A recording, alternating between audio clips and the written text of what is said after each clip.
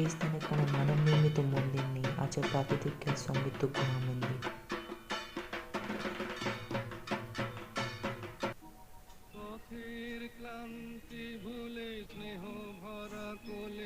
এখানে দেবীর নাম কোটরি বা হিংলাজ মাতা এবং পিতৃক্ষক ভৈরব হলেন ভীমলোচন।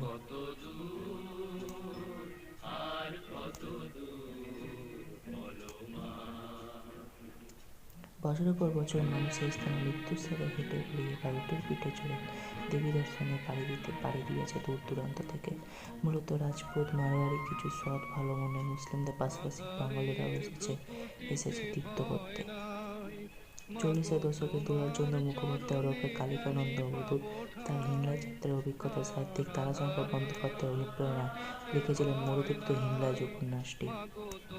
পরবর্তীকালে 1959 সালে বিকাশ রায়ের পরিচালনায় মুক্তি পেয়েছিল উপন্যাসের অবলম্বনে